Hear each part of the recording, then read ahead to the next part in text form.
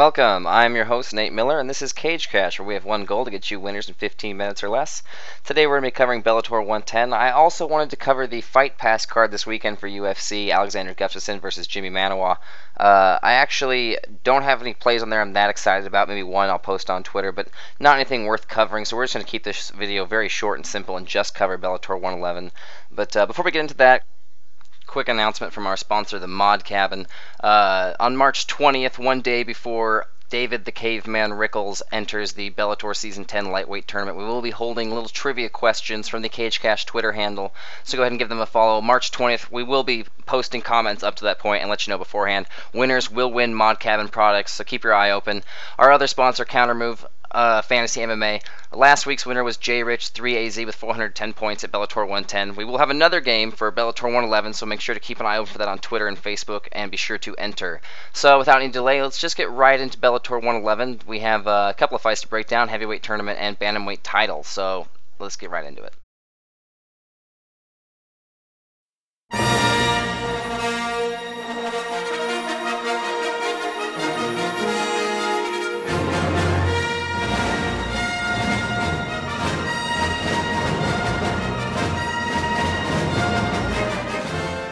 I apologize for that ridiculous intro, but it's not every day that you get fighters that are so identical in their fighting style as well as their appearance that they have the exact same scar in the exact same place. But this is the co-main event, at least it's scheduled to be the co-main event. We're going to start with this, Ryan Martinez versus LeVar Johnson. I'm actually really looking forward to this fight. When this season first was announced, and before this tournament was announced, I actually discussed this fight. I thought this would be a very fun fight, something to look forward to, and I'm glad it was scheduled. And I do lean Ryan Martinez here. I think he has come a long way. He's been developing his boxing. He trains with King Mo and Roy Nelson and those guys, and really has developed his hands. And I think the big key here is his ground game. He's not exactly great on the ground, but he does have solid ground and pound. He does have some wrestling, and that's the key here. He has some wrestling, and while he also does have submissions, I don't think LeVar Johnson gets enough credit for submission defense. I know it was pretty poor, but I think he has fixed that hole, but negated his wrestling. We have Ryan Martinez coming in with a record of 10-3. Losing to pretty good guys, most recently the champion Vitaly Minakov. He's a favorite at -120. This line has really moved around a lot. Ryan was a bit more of a favorite at -145. He even went down to +100. Now he's just sitting around at -120. LeVar Johnson coming in with a record of 17-8. Just a slight dog at -110. Like I said, this line has moved around a lot. Not big movements, but just small blips here and there. As I mentioned, Johnson's wrestling is his big problem. This fight gets to the ground, he's just in really, really big trouble. On the feet, he is dangerous. He's not a great striker, but he hits really, really hard. I think he hits quite a bit harder than Martinez, but I think Martinez is a much better boxer. And I do say boxer as in a counter move. He doesn't actually come forward with his strikes. He does like to wait and have you come in. And LeVar Johnson does come in. He does lunge in with strikes. I think that'll be a big factor here. Worst case scenario for Ryan Martinez, he gets pinched up against the cage and LeVar Johnson lands those killer uppercuts. But I don't think that'll happen. I'm actually predicting a Martinez finish. Next up, we have Mark Halata versus Alexander Volkov. This is an interesting fight. We actually have the former champion, just lost his belt, getting right back into the tournament, versus a past tournament competitor, Mark Halata, who is kind of a wild card. He has some good wins. He has some really bad losses. It just kind of varies. I mean, he has a win over Sean Jordan, who's currently in the UFC, and he has some pretty bad losses over some guys in Bellator that you probably don't even know.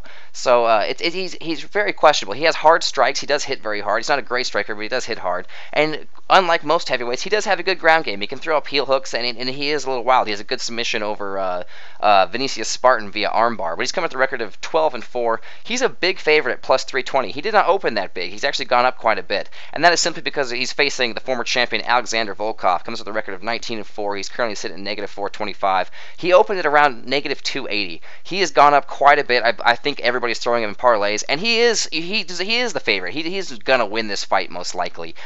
He's a bit of a points fighter. Mark Halata's even described him as a points fighter. He does stay on the outside. He's not a great wrestler. He doesn't have really that good submission defense. He has worked on getting back to his feet, but he doesn't have any ground game. He's very tall. He's about 6'7", and he works the outside. Really good kicks, really good jab. Besides that, he doesn't offer a whole lot of weapons. He doesn't hit very hard. So he is somewhat of a point striker, and that's kind of how I see this fight going. If Halata is tough and can withstand the punishment, I see Alexander Volkov taking this the distance and winning a 3-round decision. That's actually my prediction. I really like the over in this fight, which is at plus money, surprisingly. But it's not. I'm not going to bet bet the juice on Alexander Volkov. He's too much of a risk. He has holes in his game, which Mark Halata can fill those holes, even though he's not such a great fighter himself. Next up, we have Rich Hale versus Blagoy Ivanov. If you know me at all, you follow me on Twitter, I've been talking about Blagoy for a long time. I'm also a huge Rich Hale fan. I really like Rich Hale. He follows me on Twitter. I follow him. He's got a great beard. He should check out the Mod Cabin. But, yeah, we got Rich Hale coming in. I give him a striking advantage simply from a technical aspect in MMA. I think that Ivanov is a better boxer, but I think that Rich Hale's a little bit more diverse, and I think he hits harder. I don't think Ivanov has a whole lot of power. I think there's a misconception there that he hits hard. But Rich Hale coming with a record of 21-6. He's currently at plus 115. I actually thought he'd be a bit more of a dog. His chin is questionable. He hasn't been known to have a great chin. He takes a lot of punishment, but that was against smaller guys, and he's only been knocked out by Cristiano Mpumbu and Ryan Martinez, who we just talked about, who hits very hard. But he's coming in against Blagoy Ivanov, who's 9-0-1, sitting at negative 145. This is a guy, if I've told his life story before, you should really look him up. He's got an amazing story. He just recovered from a coma from being stabbed, and he got stabbed in the heart and lost all his blood, and it is crazy. But he actually has a win over Fedor. He was a Sambo world champion. I know everybody's a Sambo world champion these days, but he actually beat Fedor when Fedor was Fedor. Like, it was a big deal back then. And so he does have an amazing ground game. He has good throws. I think these guys are very matched. I think that enough people don't give Hale the credit he deserves on the feet. I think that's the biggest threat here. But cardio is a question. Obviously, Blagoy hasn't looked the same since he got stabbed and has come back. But he does have really good chokes. He has awesome throws, and his boxing is phenomenal. You really got to give him the edge. These guys are very identical in places. But if you had to pick somebody, I would leave Ivanov. I've actually talked him up quite a bit. I've talked him up for I don't even know how long before this tournament. I knew he'd be in this tournament. But he hasn't quite been the same since the stabbing, and I think the risk here is the first round. I think Hale hits really hard, and I think he has good submissions. People underrate Rich Hale's submission game. He has the only inverted triangle in heavyweight history. I think it's crazy. But yeah, you gotta take Ivanov here. Although I am leaning the over. Next up, we have Mighty Mo versus Peter Graham. I'm actually not going to touch this fight. I know a lot of people are on Peter Graham, even though the line is somewhat close. I know they're sitting around negative 140 to plus 100 between them. They seem to bounce around a lot. Mo obviously displayed some diversity in his last fight, just submitting Ron Sparks with a key lock. That was crazy. Peter Graham obviously has faced bigger opponents. I mean, his recent loss, he took Czech Congo the distance, who ended up winning that tournament. So Peter Graham is obviously the lean here. That's probably who I'm going to pick, but I couldn't bet this fight in any confidence. And finally, our main event of the evening, the Bantamweight Championship, which was originally scheduled to be Rafael Silva versus the prodigy Eduardo Dantas. But I really thought that was going to be an amazing fight. I'm sad Silva got hurt, but we will see him soon. Leone stepping in as the other tournament finalist. He has been around the block. He's a veteran. He's fought in many organizations. He's a decent wrestler. He's got a good overhand right. But I think Renan Barão said it best. Renan Barão has already beat Anthony Leone. He did it in the WEC. He submitted him with an armbar in the third round. And he said it best because he trains with Eduardo Dantas, and he says he's not a big deal. Anthony Leone comes in with a record of 13-6. He's currently sitting at around plus 500. This line has actually gone down. He was plus 550, so people have bet Anthony Leone. I don't see how you can do that. He's coming against Eduardo Dantas, 15-3, negative 800. He was negative 850. I capped him at 875, so I was close.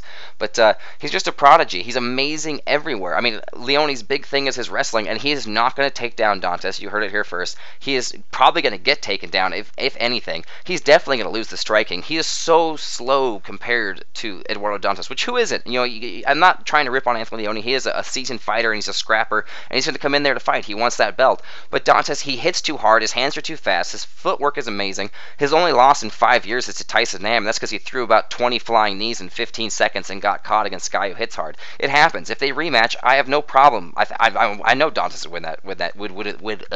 win that rematch. But yeah, he's just crazy. His striking is phenomenal, and even better, his jiu-jitsu is amazing. He trains with Jose Aldo and Renan Barão. There's my avatar on Twitter right now is those three standing together with their belts. They're just killers.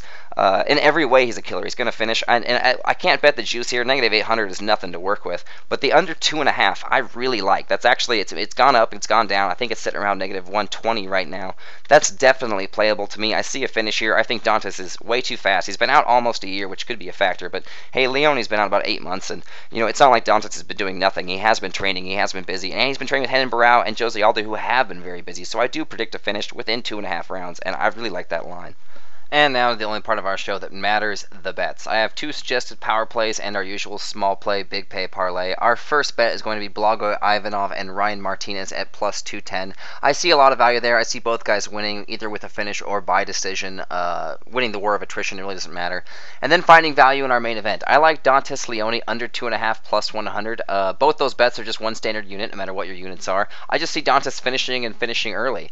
And now on to our small play, big pay parlay. This is actually coming out at plus 803. We're going to be taking 2 overs and 1 under and parlaying them together for some pretty good value. Our first one's going to be Blagoy Ivanov and Rich Hale over 1.5. I see both guys just really tough to finish. And then I have Volkov and Halada over 1.5, which I think Volkov is a point striker and Halada will at least last that long. And then you parlay those two with the Dantas under 2.5, which we already have 1 unit on. That comes out around plus 803. Just throw a corner unit on it. Besides that, make sure to check out our sponsor at The Mod Cabin on Twitter, also at themodcabin.com online. Also remember to go to countermove.com, sign up for Fantasy MMA, Cage Cash game this week, also coming on next week.